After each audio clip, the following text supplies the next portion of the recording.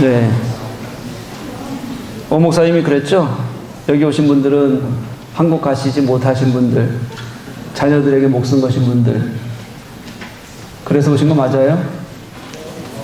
아니죠? 네, 예배하기 위해서 오셨을 줄 믿습니다.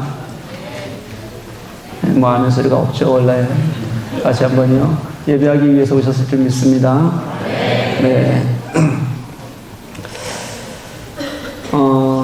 C.S. 루이스의 책 중에서요, 예기치 못한 기쁨이라는 책이 있고요. 또 헤아려 본 슬픔이라는 책이 있습니다.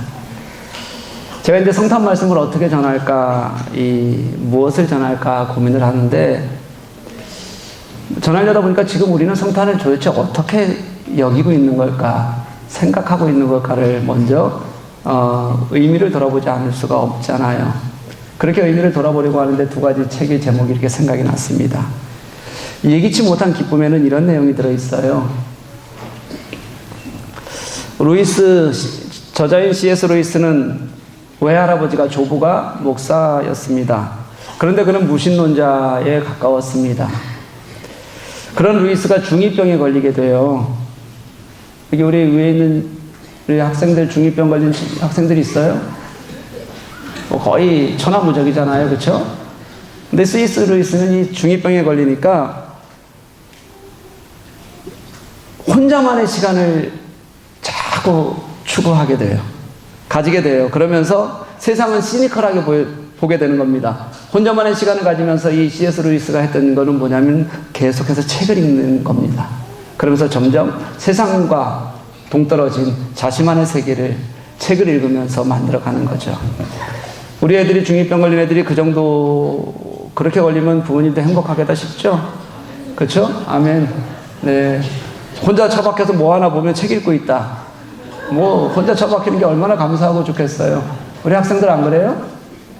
근데 우리 학생들도 동일한 건 있습니다. 중2병에 걸리면 혼자만의 시간을 갖고 싶어 합니다. 그런데 그 혼자만의 시간이 확보되면 우리 아이들은 뭐 하죠? 게임이요. 네. 동시에 게임에 빠져드는 게 너무 정상이에요, 여러분. 뭐라고 할 것 없습니다. 너무. 그 시대에 C.S. 루이스가 책 읽었던 것과 지금 우리 아이들이 게임하는 건 동일한 일입니다. 그쵸? 네. 그러다가 대학에 입학을 하고 주위가 온통 믿는 사람들 속에 둘러싸이게 돼요.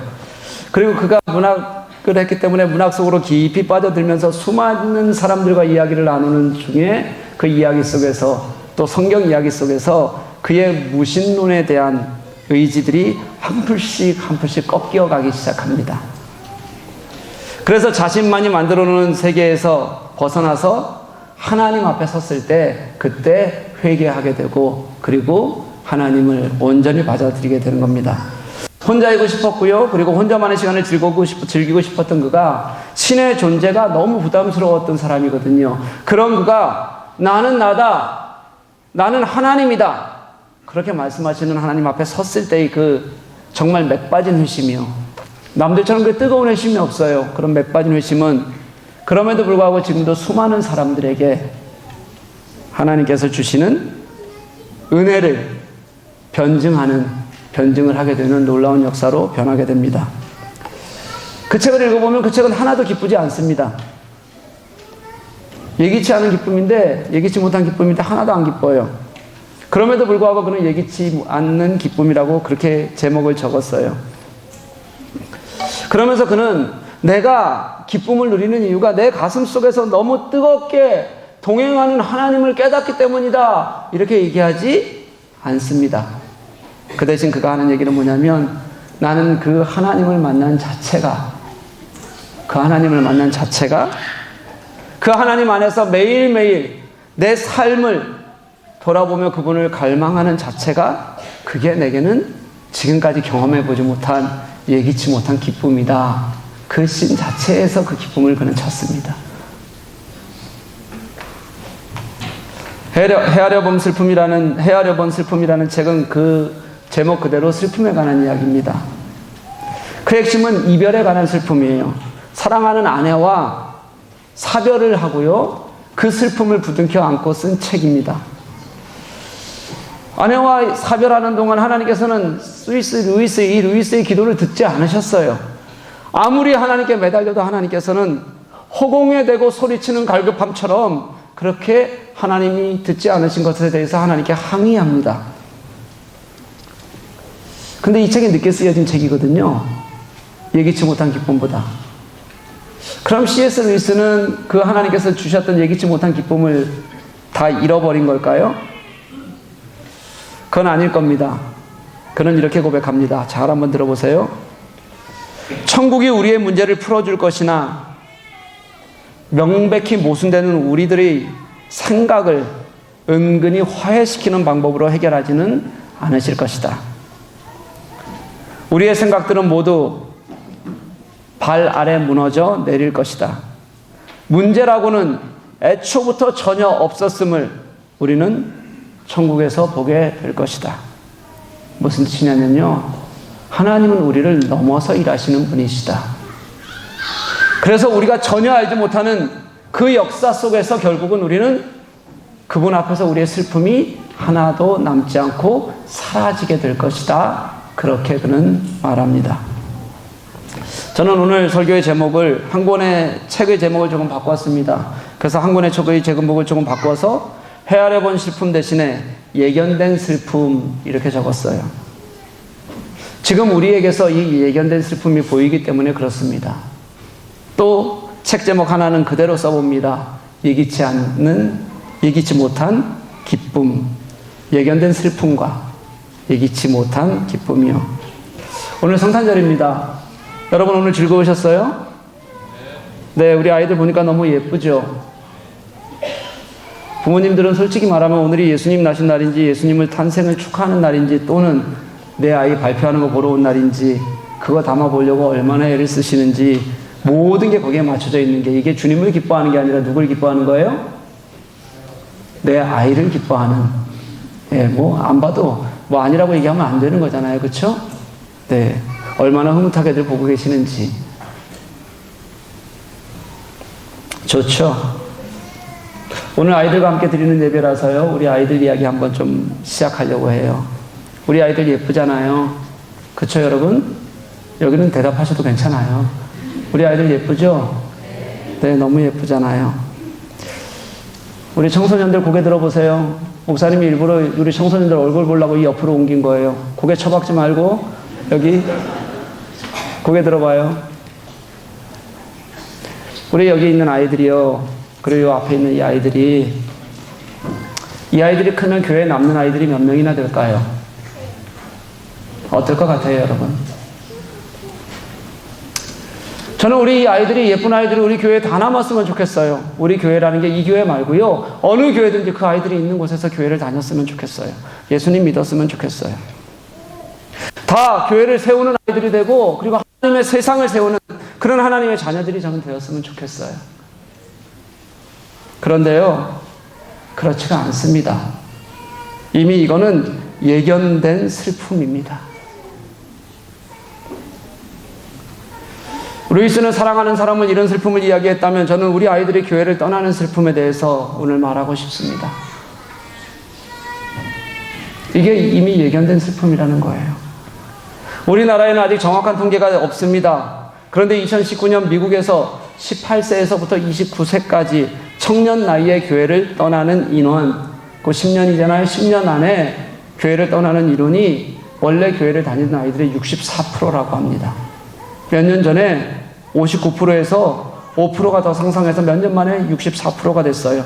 유년기나 청소년 교회는 교회를 다녔던 아이들인데, 이렇게 교회 나와서 주님을 찬양하고 기뻐했던 아이들인데, 그 아이들이 청년기가 되면서 교회를 떠나버렸다는 거예요. 100명 중에 64명이. 여러분, 우리 이대로 가면 여기 있는 아이들, 이렇게 기쁘게 하나님을 찬양하는 아이들의 3분의 2가 교회를 떠난답니다.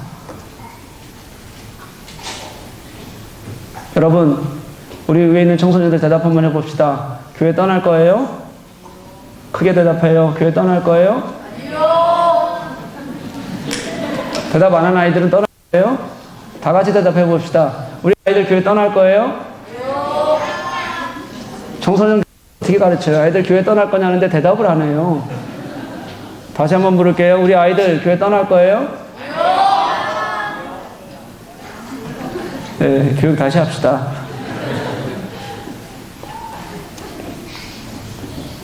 어떤 목사님이 그래요. 미국에서 이 얘기예요. 아이들이 이제 부모를 떠나서 대학을 멀리들 가잖아요. 땅이 멀고 부모가 확 떨어지잖아요. 그러면 그 중에서 10명 중에 9명은 교회를 떠난다. 이건 아마 심리적으로 느끼는 수치일 겁니다. 저는 그렇게 생각해요.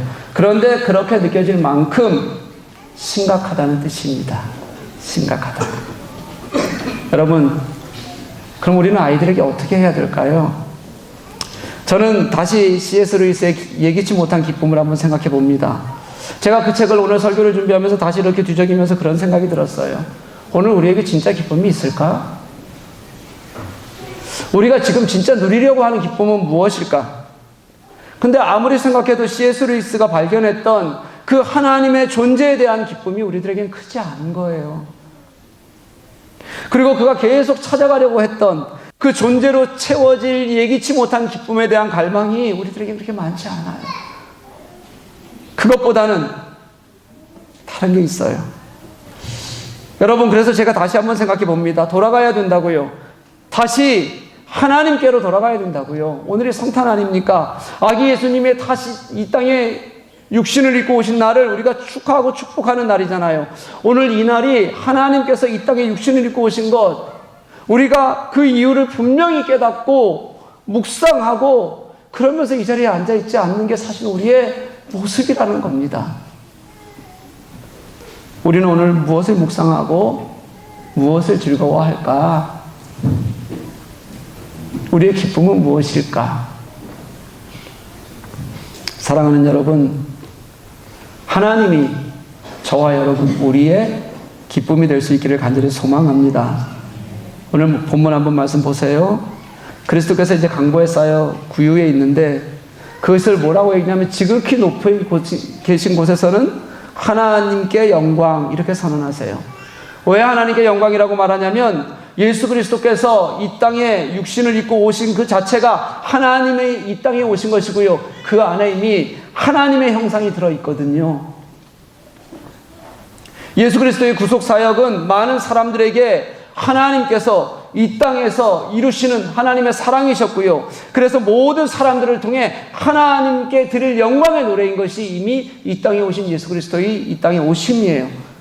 예수가 오신 것은요, 우리가 하나님을 보는 일입니다. 하나님을 보는 일.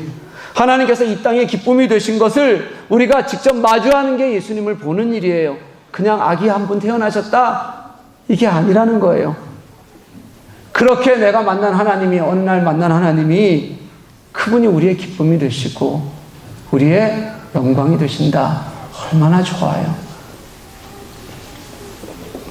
그리고 그 기쁨이 땅에서는 하나님께서 기뻐하시는 사람들 중에 평화다 이렇게 얘기합니다. 예수 그리스도께서 이 땅에 오셔서요, 죄로 말미암아서 죽을 수밖에 없었던 인간과 그 하나님과의 막힌 담을 허셨어요. 그래서 화해케 하시는 은혜를 우리들에게 주셨습니다. 그 화해를 누릴 수 있는 사람에게만 기쁨이 되고 평화가 되는 겁니다. 그 화해를 아는 사람에게만 예수 그리스도가 온전한 찬양과 은혜가 되는 겁니다. 여러분, 하나님과 진짜 화해를 누리는 사람은 그 평강의 기쁨을 누릴 수 있게 된다는 뜻입니다. 그게 주님이 이 땅에 오신 일이에요. 다시 우리에게로 한번 눈을 돌려볼게요. 여러분, 우리의 기쁨이 뭡니까? 우리가 발버둥 쳐요. 애써요. 수고해요. 그래서 결국 얻으려고 하는 기쁨 여러분 뭡니까? 저는 대부분 많은 분들이 아이들이라고 생각해요. 이 아이들이요. 아이들 때문에 여러분 목숨 거시잖아요. 사진 카메라 하나 담으려고 이렇게 목숨 거는데 아이들 살면 어떻겠어요? 우리 이렇게 이쁜 아이들이요. 아이들에게 모든 것 매달리잖아요. 투자하시잖아요. 잘 키우려고 하잖아요. 그리고 그 아이들에게서 기쁨을 찾으려고 그랬더니 남는 게 뭐냐면 이 아이들이 하나님을 떠나는 거예요. 너무도 쉽게 예견된 슬픔처럼 그렇게 이 아이들이 하나님을 떠나요. 그래서 여러분, 이 아이들에게 우리가 무엇을 줄 수 있을까? 무엇이 진짜 기쁨일까? 여러분, 이 아이들에게 오늘 아이들이 노래했던 것처럼 이 아이들이 진심을 가지고 노래했던, 아니면 그저 신나고 즐거워서 노래했던, 이 아이들이 노래했던 그 예수님 알려주는 거 아닐까요? 기쁨이 이 땅에서 그렇게 우리가 허겁지겁되고 온갖 경쟁 때문에 그렇게 모든 것을 다 드리고 우리 아이들 삶을 경쟁에 밀어 넣어서 그래서 찾는 행복이 아니라, 내가 하나님을 알았을 때, 하나님에 대한 갈망이 있을 때 그때 얻을 수 있는 게, 그게 참된 진짜 우리가 경험하지도 생각하지도 못했던 기쁨이었구나, 상상할 수 없었던 기쁨이었구나. 여러분, 그렇게 나눌 게 그게 진짜 기쁨 아니겠어요? 우리는 지금 두 개의 길 위를 달리고 있는 겁니다. 이 예쁜 아이들을 두고요, 예견된 슬픔으로 가는 길이 하나 있고요, 그리고 또 이 아이들이 누릴 정말 예기치 못할 기쁨으로 가는 길이 하나 있어요. 이 두 길 위에 우리는 지금 달리고 있어요. 예배를 드리면서도 그 길, 두 길 중에 하나를 달리고 있는 거예요. 제가 이 말씀을 준비하면서 제 아이들이요, 우리 아이들 예리와 예린이를 생각을 많이 했습니다. 저는 제 아이들이 너무 예쁩니다. 진짜 예뻐요. 이렇게 보면 그렇게 예쁠 수가 없습니다. 특별히 절 닮아서 그런 것 같습니다.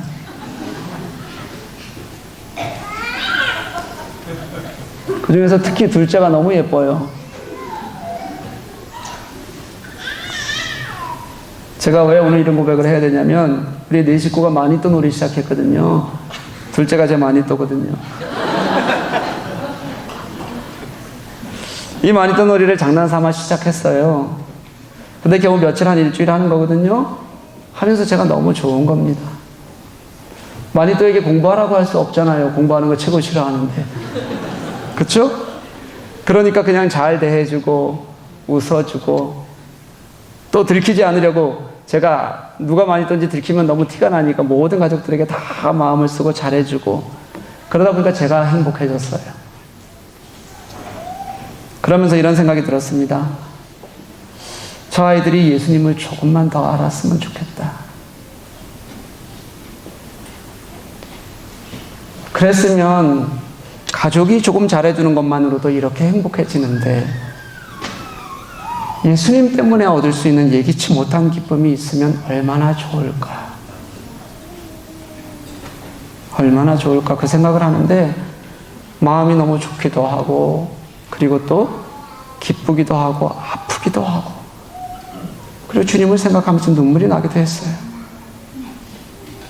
사랑하는 교회 여러분, 예수님이 그래서 오셨습니다.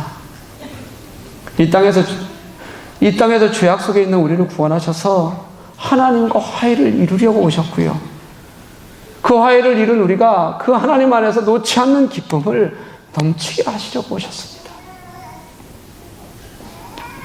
그 기쁨은 우리가 이 땅에 사람에게, 우리 아이들에게 매여 있으면서 얻는 기쁨이 아니라 하나님께서 주시는 기쁨이고 평강이어서, 그게 우리가 상상할 수도 없는 정말 예기치 못했던 기쁨인 걸 알게 하시려고 그래서 오셨습니다. 그 구원의 은혜를 우리들에게 주시려는 거예요. 사랑하는 교회 여러분, 우리가 먼저 그 하나님과의 기쁨을, 그분이 내 삶의 가장 귀한 분임을, 그분으로 인해서 내가 오늘을 기쁘게 살아갈 수 있기를 간절히 소망합니다. 그리고 우리 자녀들에게서 다른 기쁨이 아니라 내가 세상에서 얻을 수 있는 그 치열한 욕심과 생각과 계획으로 만들어지는 것, 우리 이렇게 예쁜 우리 아이들이 정말 주님께서 우리들에게 주시는 예견된, 그 세상 속에 예견된 슬픔이 아니라, 주님 없이 하나님 떠나게 되는 그런 예견된 슬픔이 아니라요, 우리 아이들이 하나님 때문에 기쁠 수 있고 하나님 때문에 마음 드릴 수 있고, 그래서 그 안에서 하나님이 어떻게 우리 아이들을 통해서 일하실지를 먼저 우리가 함께 기쁨으로 살아갈 수 있는 저와 여러분들 될 수 있기를 간절히 소망합니다. 우리 아이들 그렇게 키우십시오. 그렇게 우리가 함께 갈망하면 우리 모두에게 우리 아이들에게도 그런 예기치 못한 하나님의 기쁨이 넘칠 겁니다. 우리 아이들이 그 하나님을 더 갈망하게 될 때 주님이 우리 속에서 일하시는 하나님의 역사하심을 우리가 더 잘 알게 될 겁니다. 오늘 이 시간이 그런 하나님이 이 땅에 오셔서 우리를 아름답게 하시는 은혜를 더 깊이 느낄 수 있는 시간이 될 거라고 저는 확신합니다. 사랑하는 교회 여러분, 우리 오늘 마음껏 축하했으면 좋겠습니다. 축복했으면 좋겠습니다. 우리 아이들 마음껏 사랑해주고 그 아이들에게 진짜 예수님에 대해서 들려줄 수 있었으면 좋겠습니다. 그렇게 우리 아이들을 예견될 뿐 아니라 정말 예기치 못한 기쁨으로 함께 살아갈 수 있는 저와 여러분들 되기를 주님의 이름으로 간절히 축복합니다. 기도할게요.